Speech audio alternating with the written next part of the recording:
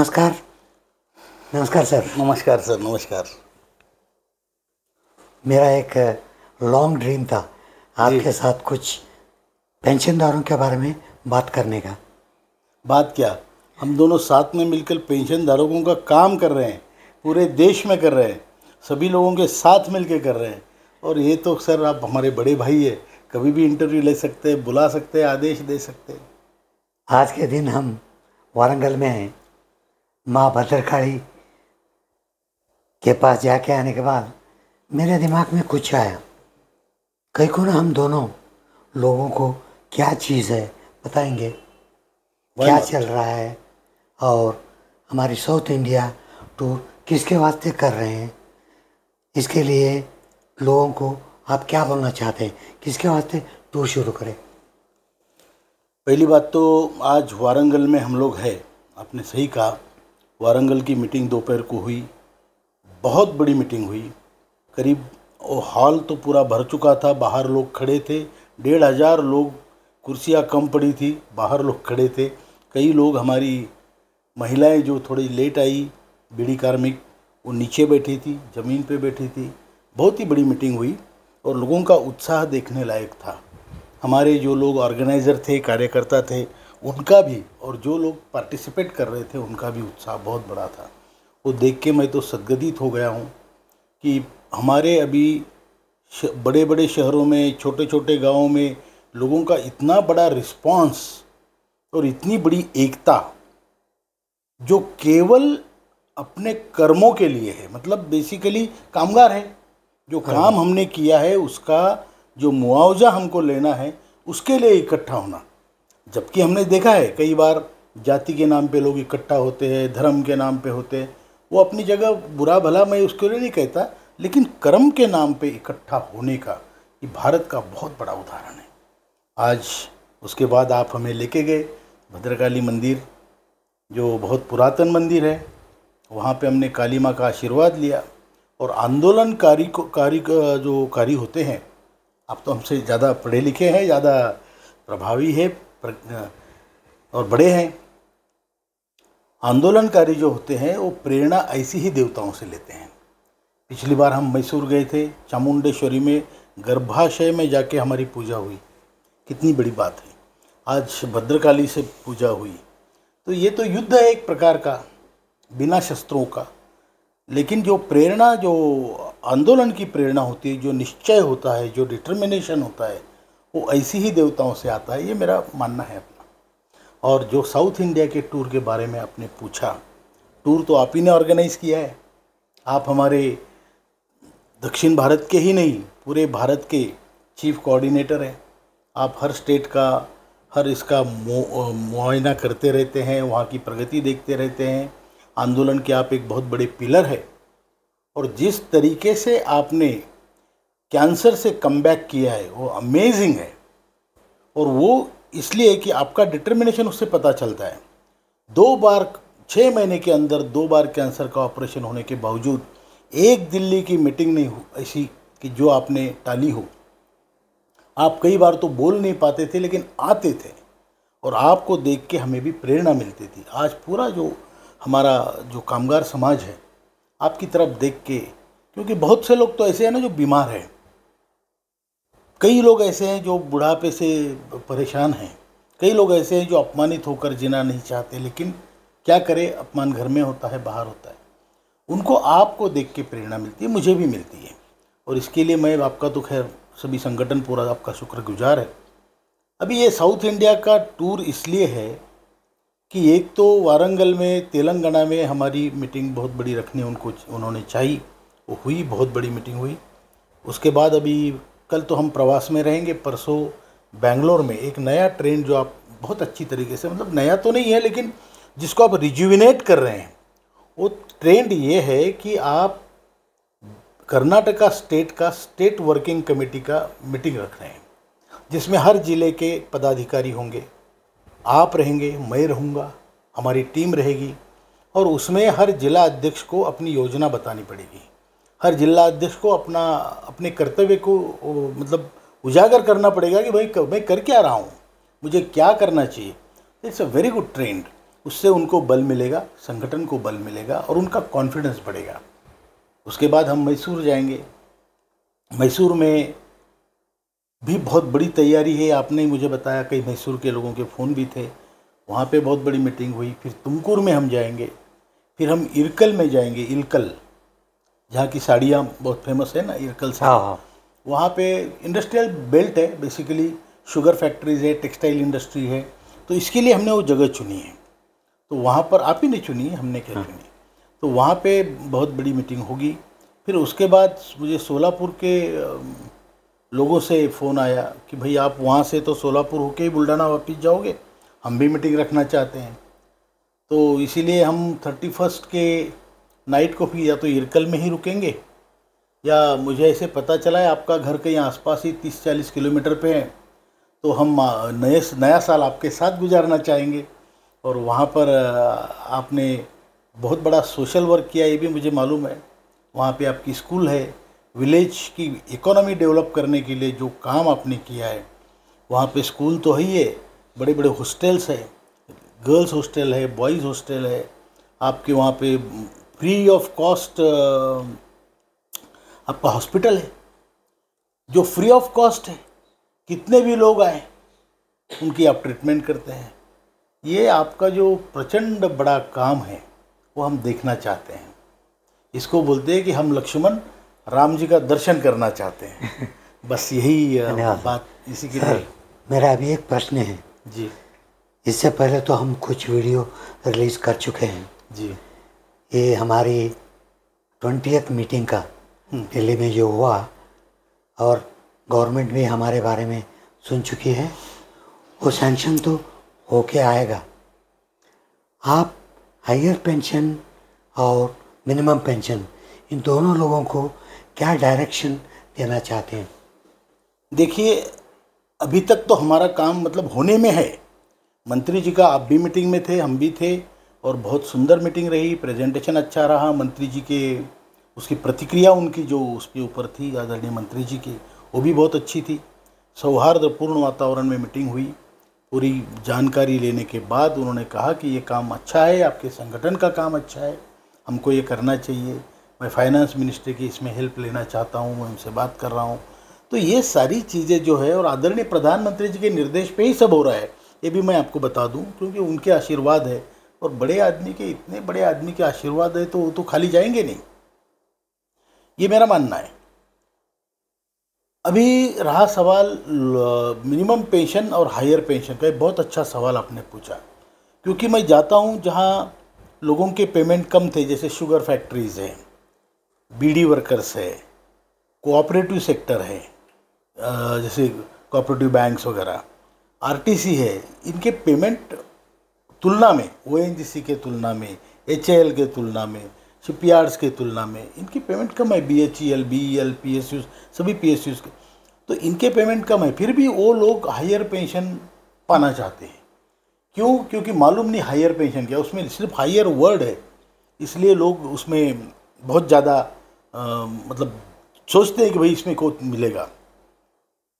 मैं आपको बता दूं, हायर पेंशन में आपको जब से आपने सर्विस की है 95 के बाद, तब से आपका उस समय कितना पेमेंट था, तब तो लिमिट 5,000 रुपये की सीलिंग थी, फिर 6.5 की, अभी 15 की।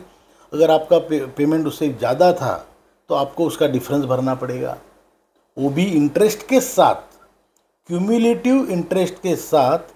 आपको आपका सीलिंग का और एक्चुअल पेमेंट का जो फ़र्क है उसका 8.33 का भरना पड़ेगा with interest every month. That becomes a huge amount. And लोग अभी मैं उसके पे भी आऊँगा, तो उनको लगता है भाई ये मैं भर दूंगा। समझो आपको 15 लाख रुपए भरने हैं और आपकी जो सैलरी है, पेंशन है, वो 15,000 बढ़ेगी, ऐसा समझ लो कि हाइपोथेटिकल एग्जांपल लेते हैं। हो सकता है आप 12 लाख भरे और 13,000 सैलरी हो, या 13 लाख भरे और 10,000 सैलरी हो।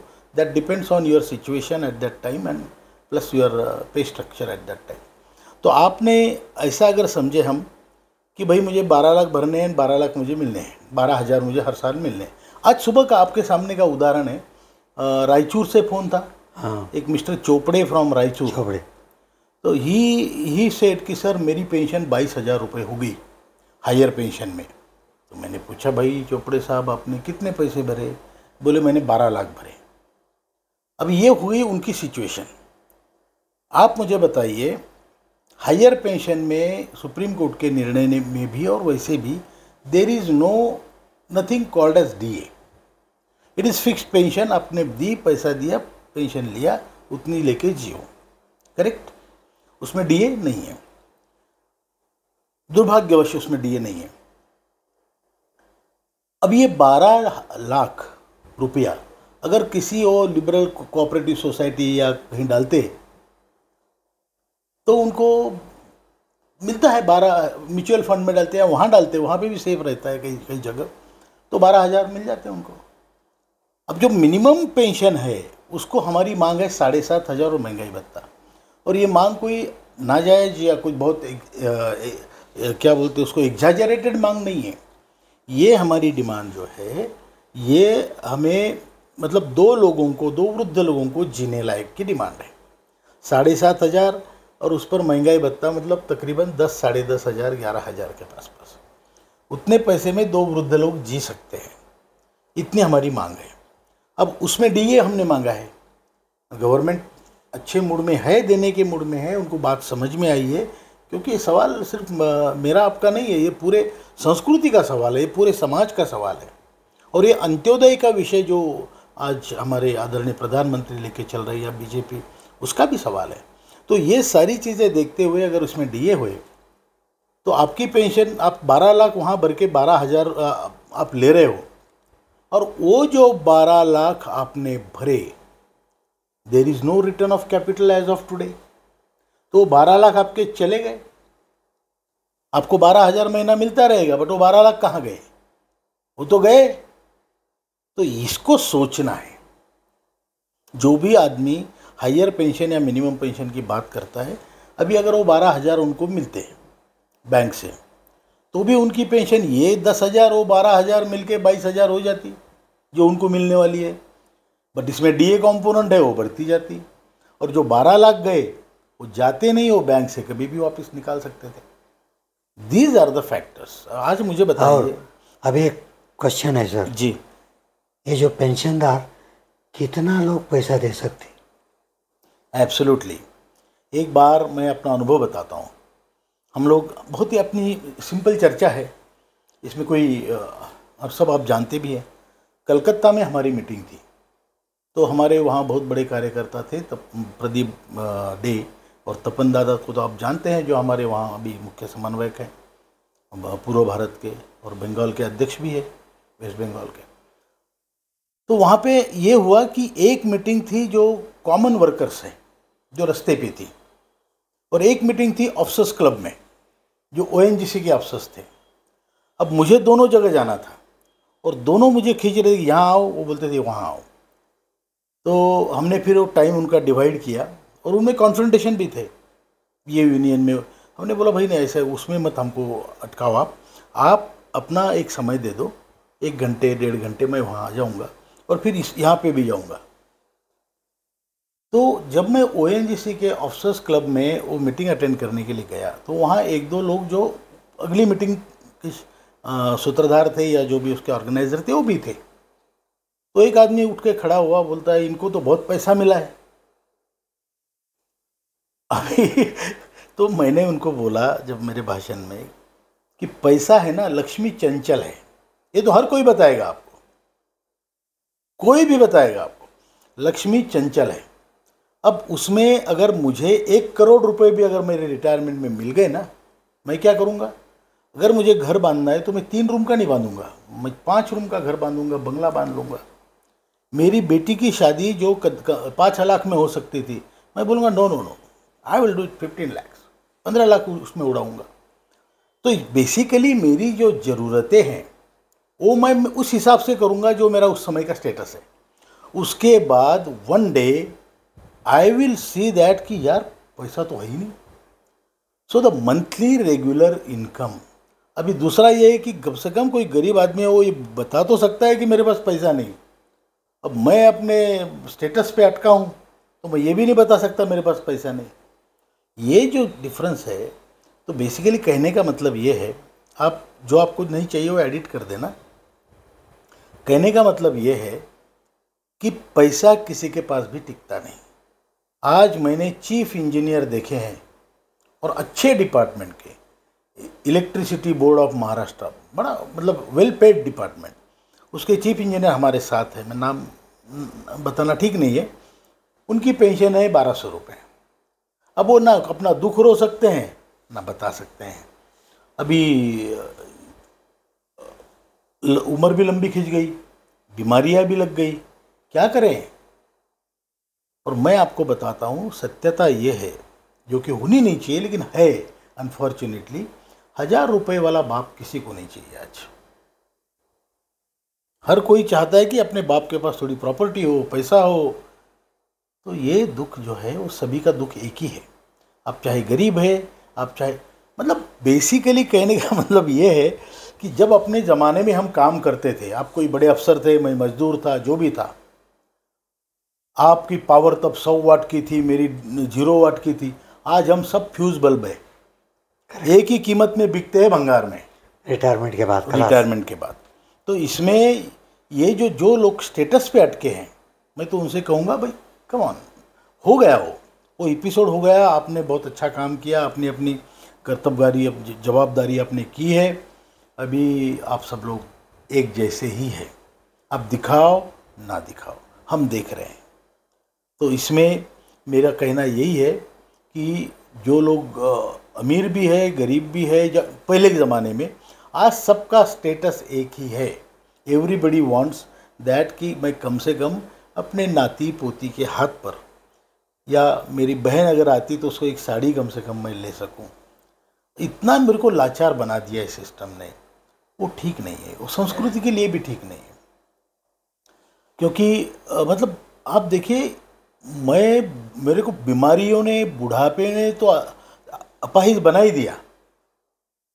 अब ये सिस्टम ने मेरा पैसा अटका के मुझे अपाहिज बनाया, which is not fair with me, क्योंकि my life is also once.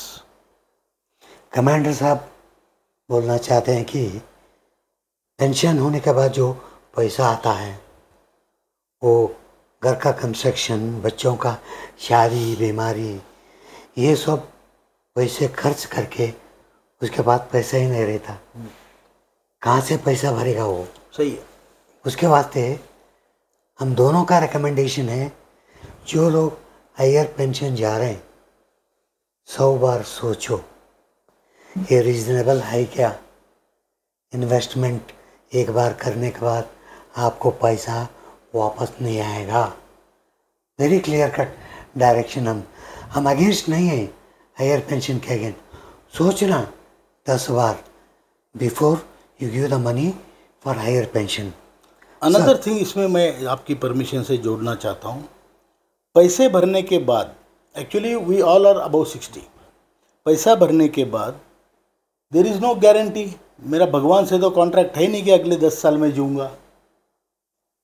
तो अगर मैं पैसे भरने के बाद 4 महीने बाद कुछ कम ज़्यादा हो जाए तो मेरे जो बच्चे हैं ना, वो भी गाली देंगे मेरे को, बोलेंगे बुढ़ा गया चूना लगा के गया। This is what the fact is. Correct. तो मैं भाई कम से कम ऐसी जगह डालूं कि जो वापस मिले उनको, या फिर सरकार ये सोचे कि भाई मरने के बाद आपका पैसा वापस होगा, आरओसी होगा।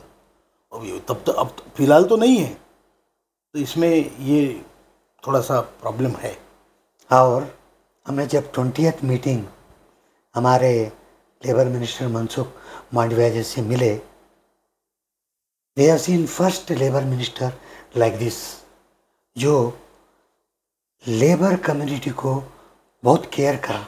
या उसका दर्द मालूम है, खुद ही बता रहा है कि ये रेस्पेक्टेबल पेंशन देने का हम सोच रहे हैं। बहुत अच्छी बात। ये सब लोगों को हम दोनों मिलके आपके सामने बोलना चाहते हैं। बिल्कुल। और आगे भी अभी एक बोलना चाहते हैं, जब तक हमारे अकाउंट में पैसा नहीं आएगा तब तक हमारा संघर्ष चालू रहेगा। उसके वास्ते ही हम दौरा कर रहे हैं। हर जगह जा रहे हैं।